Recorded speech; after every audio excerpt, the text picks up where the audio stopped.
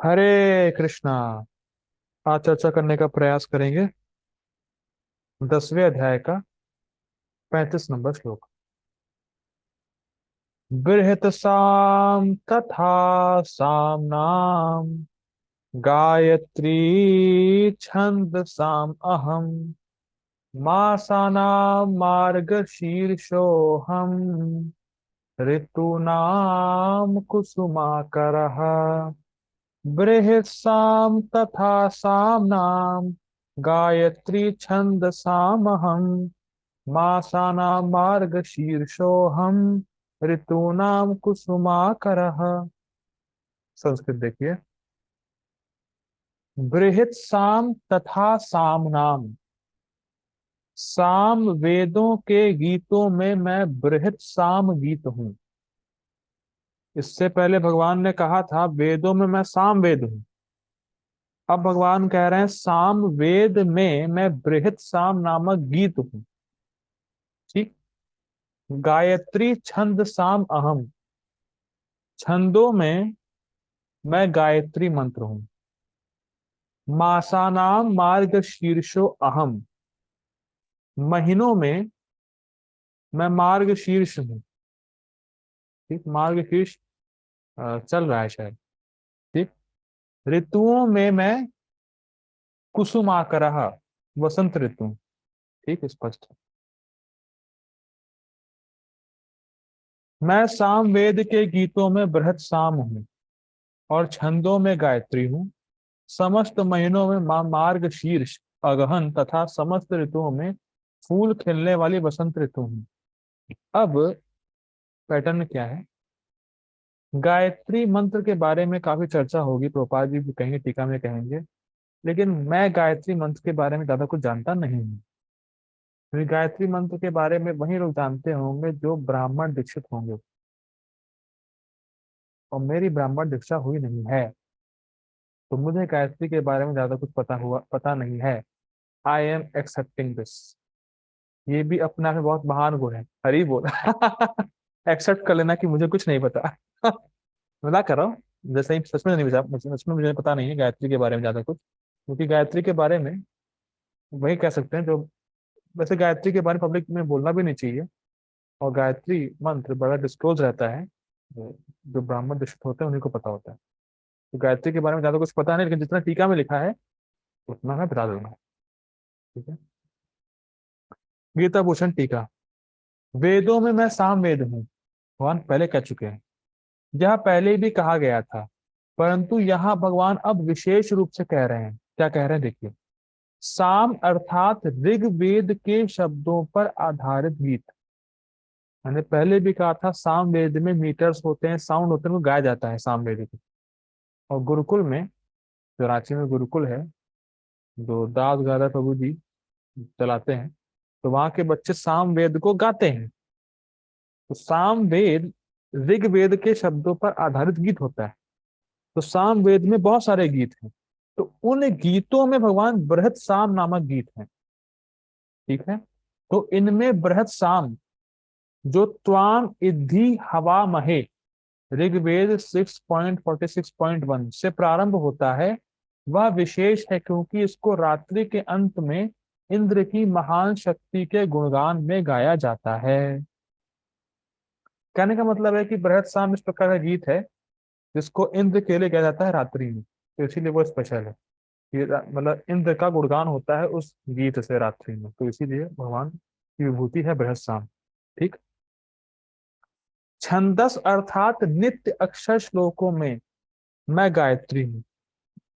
नित्य अक्षर श्लोक मतलब जिनका एक नियमित पद होता है, मतलब उसको वैसे ही उसी पद में या उसी वे में ही मतलब बोलना चाहिए। मतलब वो चेंज नहीं होता। मतलब छंद जो है उनको आप उसी वे में ही गाएंगे, उनका और कोई तरीका नहीं, उनको आप ऐसे कैसे नहीं गा सकते। हरी बोल। ओके। इस टाइम मैं रात्रि में क्लास दे रहा हूँ, मुझे बृहद शाम गाना चाहिए। हरी बोल। आपको दिख रहा है कि मेरे यहाँ चारों तरफ अंधेरा है। हरी बोल, लाइट चली गई है, तो मुझे इस समय बृहद शाम गाना चाहिए इंद्र की स्तुति में। हरी बोल, लाइट आ गई। हरे कृष्ण। हरे कृष्ण। ठीक है, मजाक था। हाँ, तो मैं कह रहा था छंद अर्थात जिनको वैसे ही एज इट इज वैसे ही गाते हैं हम लोग। ठीक है। कृष्णा हरे कृष्णा, कृष्ण कृष्ण हरे हरे, हरे राम राम राम हरे हरे।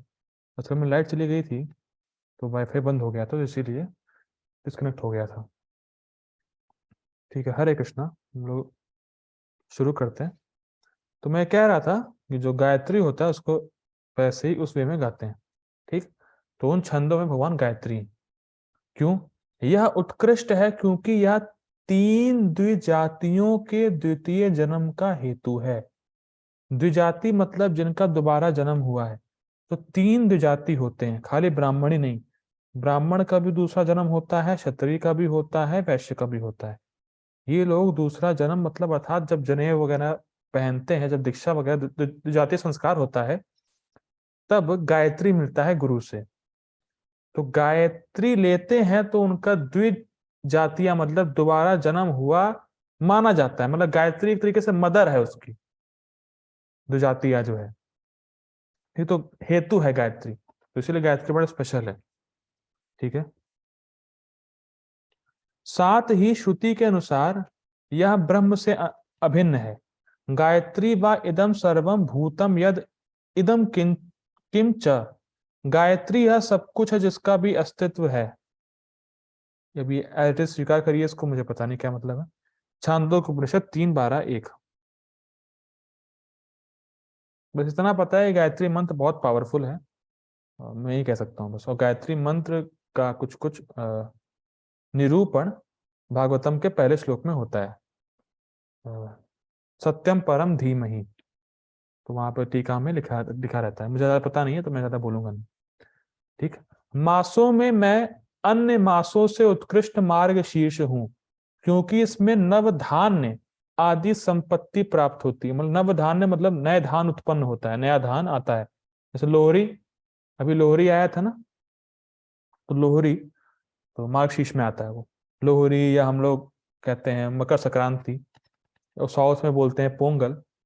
तो ये सब नए नवधान्य आता है, तो उत्साह मनाते हैं लोग। तो वो मार्गशीर्ष में होता है। ठीक है, तो मार्गशीर्ष चल रहा है इस समय। ऋतुओं में मैं बसंत हूं, क्योंकि इसमें ना तो अधिक गर्म होता है और ना अधिक ठंडा। साथ ही इसमें सुगंधित पुष्प प्रकट होते हैं और मेरे लिए बहुत से उत्सव होते हैं। ठीक है, वसंत पंचमी में ज्यादा गर्मी भी नहीं होगी, ठंड भी नहीं होगी, मॉडरेट रहता टेम्परेचर। इसीलिए ऋतु में भगवान वसंत ऋतु है।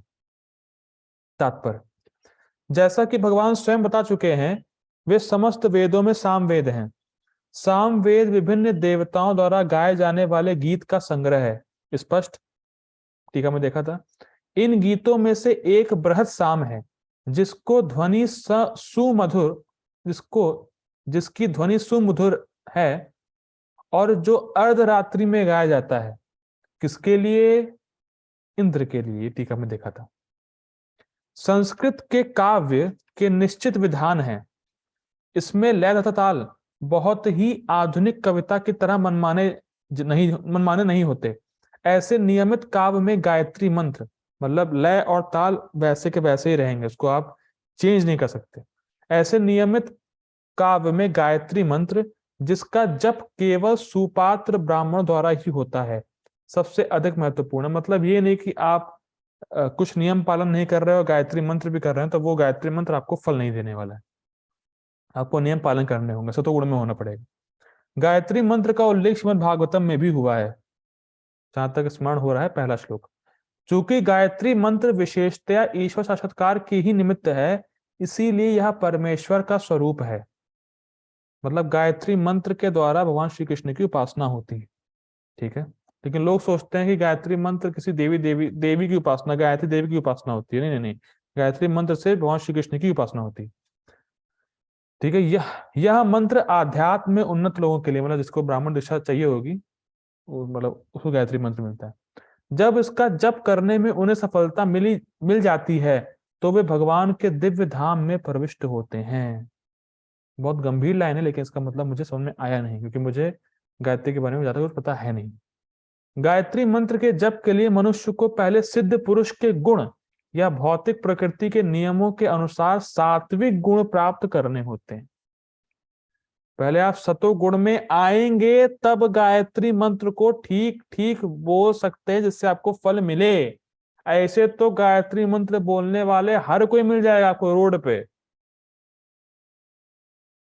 गायत्री मंत्र क्या है? ओम भूर्भुवः स्वः तत्सवितुर्वरेण्यं भर्गो देवस्य धीमहि धियो यो नः प्रचोदयात्, ऐसे सब मिल जाएंगे। लेकिन ना, जब तक सतो गुण में होंगे तभी वो काम करेगा, तभी वो फल देने वाला होगा। और गायत्री मंत्र को आप गुरु के मुख से ही लेंगे तभी वो काम करेगा, प्रामाणिक गुरु के मुख से। गायत्री मंत्र में और भी बहुत सारे मंत्र आते होंगे, ज्यादा मुझे जानकारी है नहीं तो मैं ज्यादा कुछ बोलूंगा है नहीं। ठीक है, स्कूल में होता है। ठीक है। वैदिक सभ्यता में गायत्री अत्यंत महत्वपूर्ण है और उसे ब्रह्म का नाद अवतार माना जाता है। ब्रह्मा इसके गुरु हैं और शिष्य परंपरा द्वारा यह उनसे आगे बढ़ता रहा है। मतलब सबसे पहले भगवान ने गायत्री की दीक्षा ब्रह्मा जी को दी थी। ठीक है। और ब्रह्मा जी से फिर वो आगे बढ़ा है। ठीक है। मासों में अगहन माघ शीश मास सर्वोत्तम माना जाता है क्योंकि भारत में इस मास में खेतों से अन्न एकत्र किया जाता है और लोग अत्यंत प्रसन्न रहते हैं। स्पष्ट है। निसंदेह वसंत ऐसी ऋतु है जिसका विश्व भर में सम्मान होता है क्योंकि यह ना तो बहुत गर्म रहती है ना सर्द, और इसमें वृक्षों में फूल आते हैं। वसंत में कृष्ण की लीलाओं से संबंधित अनेक उत्सव भी मनाए जाते हैं, अतः इसे समस्त ऋतुओं में से सर्वाधिक उल्लासपूर्ण माना जाता है और यह भगवान कृष्ण की प्रतिनिधि है। ठीक है, तो हम लोग ये रुकते हैं आज। हरे कृष्ण। प्रभुपाद की जय। श्री भगवद गीता की जय। हरे कृष्ण।